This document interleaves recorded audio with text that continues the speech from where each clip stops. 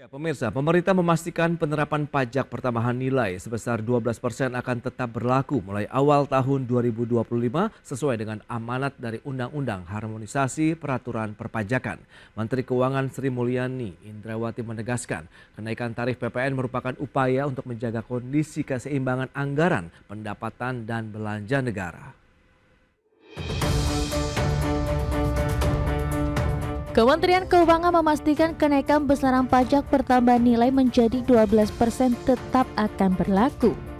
Sesuai amanat Undang-Undang Harmonisasi Peraturan Perpajakan atau HPP.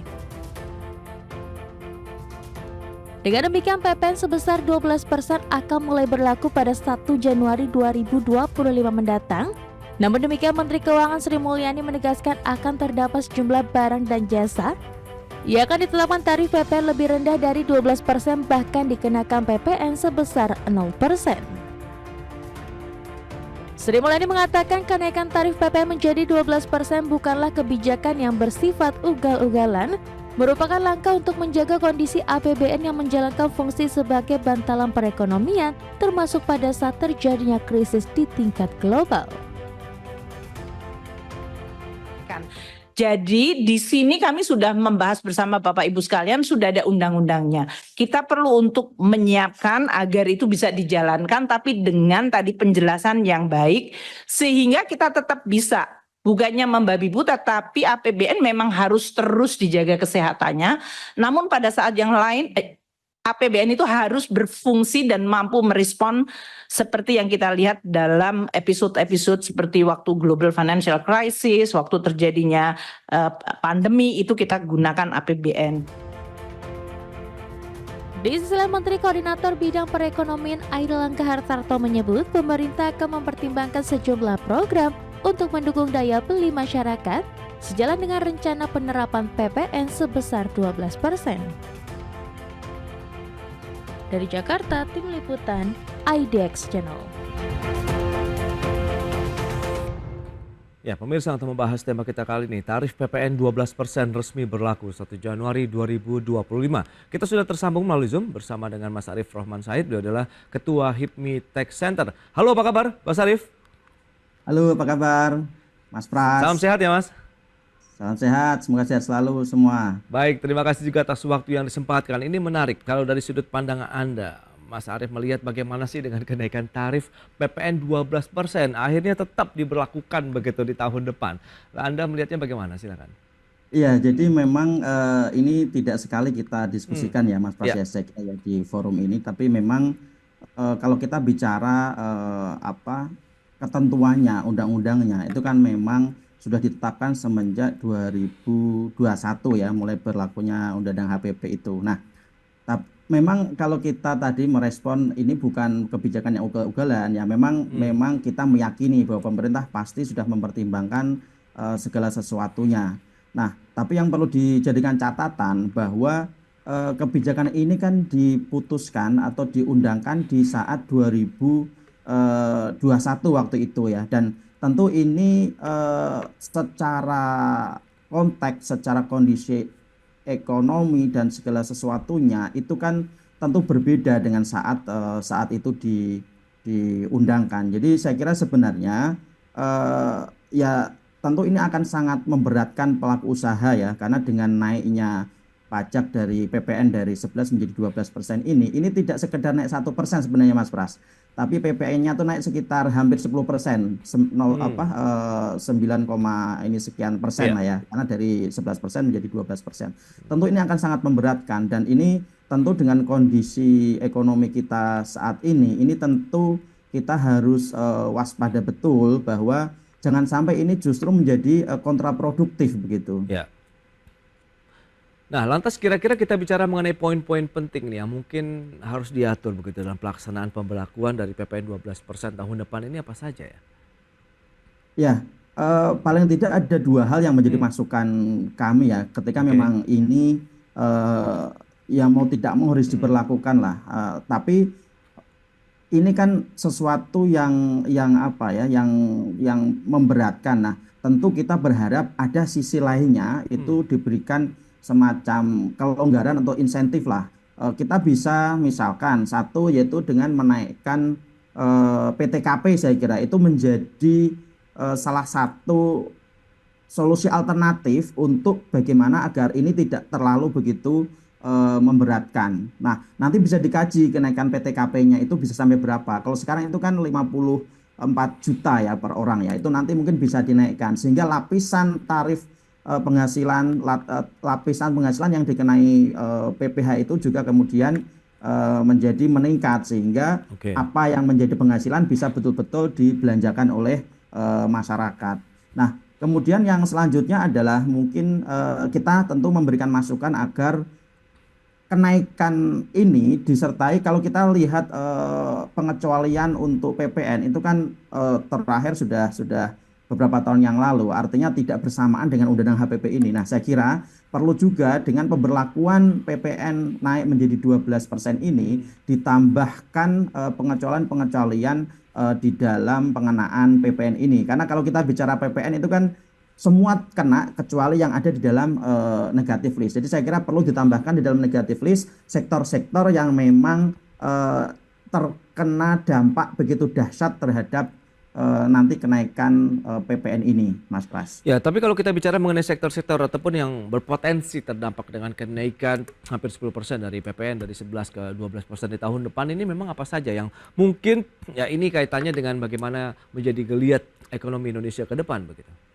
Ya, terutama yang menjadi penopang kita kan sektor konsumsi rumah tangga ya, Mas. Oke. Artinya kebutuhan sehari-hari. Nah, ini harus diberikan perhatian betul agar ini diberikan insentif, diberikan pengecualian-pengecualian. Misalkan untuk sektor-sektor tertentu bisa sama sekali dibebaskan atau mungkin diberikan tarif pajak yang karena ada di dalam Undang-Undang HPP itu di pasal setelahnya, di ayat setelahnya itu Oke. diberikan range 5-15%. Artinya ketika pemerintah dalam ini memberikan pengecualian-pengecualian terhadap beberapa sektor yang tadi terutama yang menjadi kebutuhan sehari-hari rumah tangga, itu tentu ini akan mengurangi dampak yang dirasakan oleh masyarakat, oleh warga negara kita gitu. Jadi Oke. itu yang paling utama ya, yang menjadi kebutuhan sehari-hari dan kebutuhan pokok saya kira,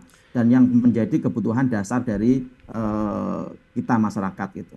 Nah, kalau kita bicara mengenai sosialisasi ataupun bagaimana proses delivery yang sudah disampaikan pemerintah baik kepada masyarakat pelaku usaha sendiri, apakah sudah cukup optimal?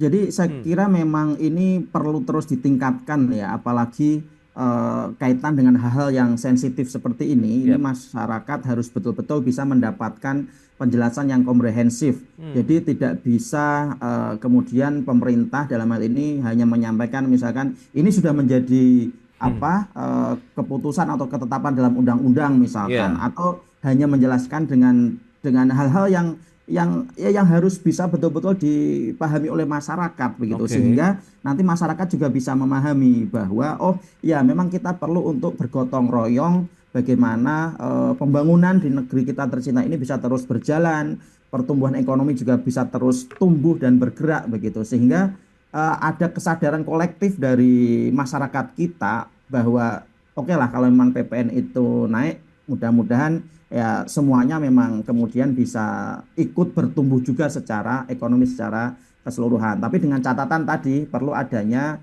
insentif-insentif di sisi yang lainnya, karena Oke. kondisi sekarang ini kan memang ya masih sangat berat lah kalau kita bisa bilang perekonomian kita. Terlebih ini juga masih masa transisi kan, transisi Yes. pemerintahan. Tentu ini harus betul-betul menjadi perhatian dari pemerintah.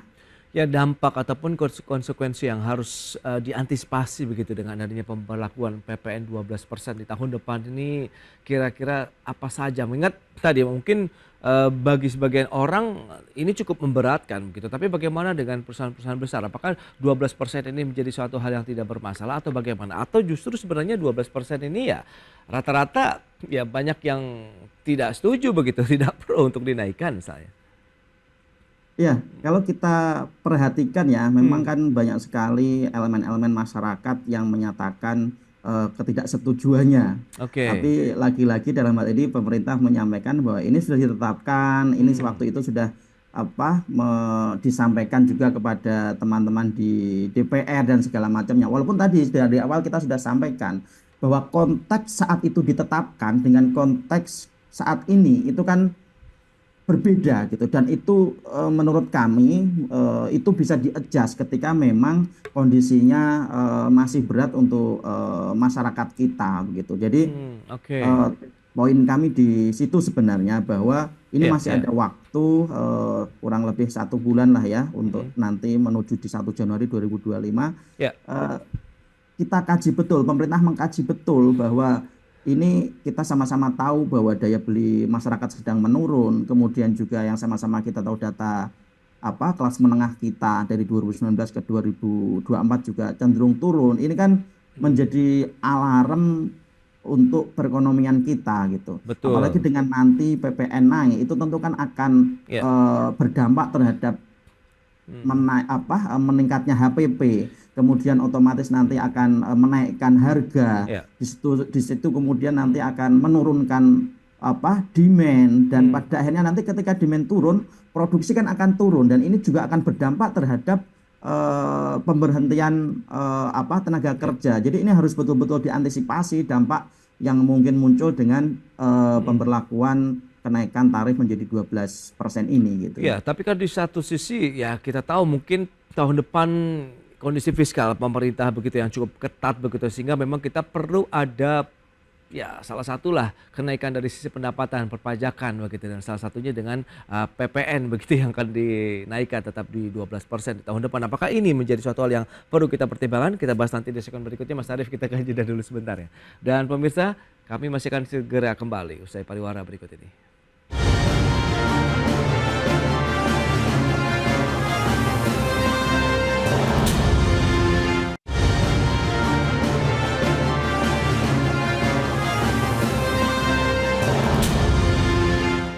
Ya, terima kasih Anda masih bergabung bersama kami dalam Market Review. Dan pemirsa, berikut ini kami sampaikan data terkait dengan pendapatan negara dalam beberapa tahun terakhir lah. Kita akan cermati bersama.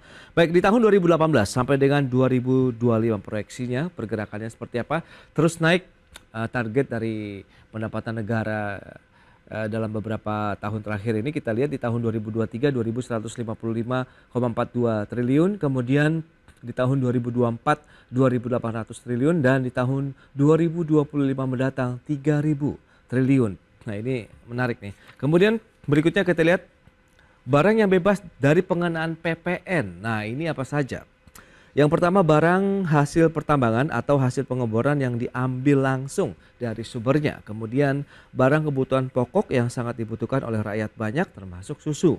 Kemudian makanan minuman yang disajikan di hotel, restoran, rumah makan, warung, dan sejenisnya yang meliputi makanan minuman baik yang dikonsumsi di tempat atau tidak, yang diserahkan oleh usaha jasa boga atau catering. Kemudian ada uang, emas batangan, dan surat berharga. Wow, menarik ini.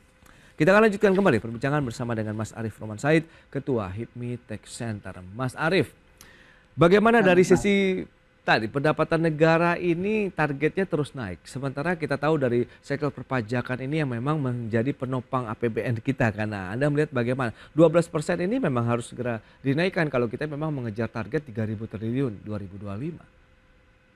Iya, memang kalau kita bicara cara cepat, cara instan untuk menaikkan pendapatan, ya memang dengan meningkatkan tarif PPN, karena PPN ini kan secara sistem itu kan sudah relatif matang ya, artinya ya ini sudah masuk ke dalam ekosistem kita, ekosistem otoritas pajak, sehingga bisa tinggal kemudian apa yang sudah di dalam itu kemudian dinaikkan tarifnya. Dalam hal ini yang dilakukan adalah menaikkan tarif PPN begitu. Nah, tapi tentu otoritas pajak seharusnya juga melakukan upaya-upaya yang lebih extend gitu. Jadi bagaimana menambah basis data, menambah jumlah wajib pajak, menambah subjek pajak dan juga objek pajak yang dikenai pajak. Karena kita punya keyakinan bahwa masih banyak sekali data-data objek-objek pajak yang belum masuk ke dalam sistem perpajakan kita. Sebagaimana kita tahu bahwa masih banyak sekali underground ekonomi yang memang belum masuk ke dalam sistem perpajakan kita. Nah, sebenarnya kalau kita bicara untuk bagaimana meningkatkan pendapatan atau penerimaan negara, itu ada beberapa hal yang ini sudah kita suarakan juga di berbagai macam forum ya. Oke. Itu kita sama-sama merujuk pada Undang-Undang HPP lah, yang memang sudah disahkan bahwa seharusnya ada pemberlakuan pajak karbon, yang itu seharusnya sudah berlaku di 2022.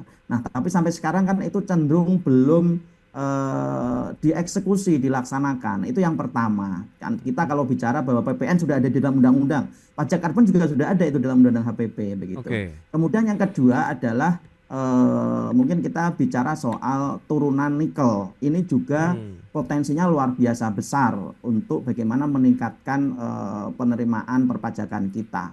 Nah, dari dua hal ini saja itu kalau misalkan ini mau dijadikan sebagai substitusi dari peningkatan pendapatan negara dari sektor pajak, itu sudah plus minus lah begitu. Karena kita juga tentu harapannya ketika dinaikkan tarifnya otomatis naik pendapatannya. Tapi kalau nanti kinerja ekonomi kita secara keseluruhan justru menjadi slowdown, itu juga justru menjadi kontraproduktif terhadap penerimaan negara kita. Tapi paling tidak kalau misalkan PPN masih tetap diberlakukan menjadi 12%, kemudian juga atas nama keadilan pajak karbon juga kemudian diberlakukan, kemudian juga turunan nikel juga dikenai pajak, itu tentu juga akan lebih bisa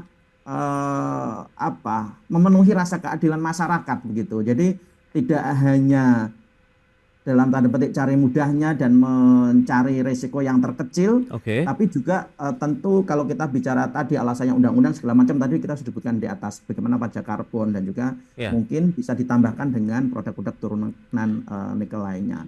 Dan masih banyak lagi sebenarnya kalau kita mau kreatif untuk mencari pos-pos penerimaan perpajakan yang baru. Nah, Mas Arief, kalau dari beberapa data tadi yang sudah disampaikan, barang-barang yang bebas dari pengenaan PPN ini bagaimana? Barang hasil pertambangan atau hasil pengeboran yang diambil langsung dari sumbernya, kemudian kebutuhan pokok yang benar-benar sangat dibutuhkan, termasuk susu di dalamnya, kemudian tadi ada uang, emas batangan, surat berharga. Ya, jadi memang kalau kita lihat di situ, memang itu hal-hal yang sudah dikecualikan dari PPN. Nah, tapi yang tadi sudah kita sebutkan di depan bahwa selain yang menjadi kebutuhan pokok, itu juga kita saya kira perlu memberikan insentif. Kalaupun misalkan bukan kemudian tidak dikenai PPN, tapi PPN-nya bisa diminimalkan begitu, yaitu kebutuhan kita sehari-hari.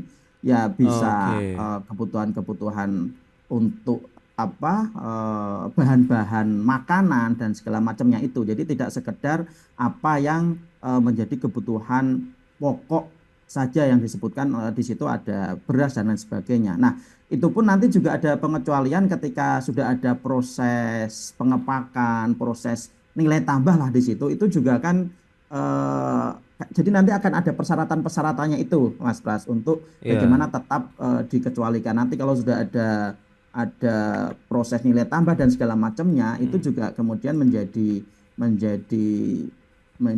fasilitas untuk tidak dikenainya itu menjadi hilang begitu. Jadi ini yang perlu dicermati bahwa untuk kebutuhan pokok dan segala macamnya tadi, nah yang perlu ditambahkan juga tadi masukan kita adalah yang menjadi memang konsumsi sehari-hari, jadi kebutuhan dasar, kebutuhan pokok dan konsumsi sehari-hari, karena itu yang tentu akan sangat berdampak, yaitu yang menjadi kebutuhan sehari-hari masyarakat kita gitu. Ya, nah lantas kalau kita bicara mengenai konsistensi penerimaan negara, kemudian Anda melihat perluasan basis pajak, bagaimana dengan core tax system begitu yang ini digadang-gadang bisa meningkatkan penerimaan negara dari sektor pajak tadi? Iya Mas Pras, makanya tadi kalau kita bicara konsistensi, kita tadi sudah mencontohkan soal pajak karbon yang sama-sama ada di dalam undang-undang, tapi kenapa sampai sekarang belum diberlakukan? Tapi di satu oke. sisi ketika kita bicara PPN yang dikedepankan adalah ini sudah diundangkan begitu. Nah, saya rasa ini kita harus dari otoritas pajak, dari pemerintah dalam ini harus ada konsistensi ya, bagaimana kemudian hal-hal yang memang sudah ada, kalau memang itu menjadi alasan pokoknya ya hal-hal yang lain pun juga harus diberlakukan juga begitu Mas Pras. Jadi biar Ya, ya. nanti tidak ada rasa keadilan yang tercederai gitu. Ya, tapi kalau lihat ya PPN 12% yang memang menjadi polemik bahkan hingga hari ini begitu. Melihat kondisi di tahun 2025, pertumbuhan ekonomi kita yang masih stagnan di 5%, bahkan kemarin juga turun 4,95%. Anda melihat bagaimana? Apakah justru tadi akan menekan lagi dari roda perekonomian, geliat ekonomi kita kalau memang ada beberapa bahan-bahan kebutuhan masyarakat yang akhirnya kan mengalami kenaikan juga di sana, Mas Arief? Betul. Jadi memang kalau kebijakan ini tidak disertai dengan kebijakan insentif terkait dengan untuk bagaimana menstimulasi pertumbuhan ekonomi, tentu apa yang menjadi prediksi dari berbagai kalangan, berbagai ekonom itu kami pun menyepakati bahwa ketika ini diberlakukan tanpa kemudian ada aturan yang mengiringinya, insentif yang mengiringinya, itu Oke. pasti akan sangat menekan pertumbuhan ekonomi kita. Kalau dalam beberapa kesempatan disampaikan bisa di 4,8, 4,9, kami kemarin ketika berdiskusi mungkin bisa di 4,7, 4,8. Nah, ini kan jauh dari apa yang dijanjikan oleh Bapak Presiden kita yang ingin Oke. bahwa target pertumbuhan ekonomi itu bisa minimal di angka 8%. Nah, ini kan Yes. menjadi PR kita bersama lah, bagaimana Iya, kita iya. semua bisa memberikan masukan-masukan terhadap pemerintah agar tentu berjalannya pemerintahan ke depan ini bisa lebih baik dalam mengantarkan pertumbuhan ekonomi Nah, kita gitu. itu dia, mengingat ini memang sudah diterapkan karena pemerintah juga berdasarkan undang-undang begitu terkait dengan penerapan PPN 12% di tahun 2025, berarti yang diharapkan adalah bagaimana dengan aturan-aturan ikutannya begitu yang bisa menjadi Betul, penyeimbang lah ya terkait betul Mas dengan Pras. dunia Betul. usaha Dan itu ataupun ekonomi harapan kita. kita bersama sehingga nanti tidak justru menjadi kontraproduktif dan Ya. menjadi tekanan terhadap pertumbuhan ekonomi kita. Baik, kita tunggu nanti seperti apa inovasi dan juga kreativitas baru lagi yang dilansir oleh pemerintah ke depannya. Mas Arief, terima kasih banyak atas waktu, sharing dan update yang sudah Anda berikan kepada pemirsa pada hari ini. Selamat melanjutkan aktivitas Anda Baik, kembali. terima kasih Salam Mas sehat, Pras. Mas Arief, terima kasih. Salam sehat semua. Terima kasih. Ya, pemirsa, 1 jam sudah saya menemani Anda dalam market review dan perbaharui terus informasi Anda hanya di IDX Channel, your trustworthy and comprehensive investment reference. Karena urusan masa depan harus terdepan, aku investor saham. Ya, saya Prasetyo Wibowo beserta seluruh kerabat kerja yang bertugas pamit undur diri. Terima kasih, sampai jumpa.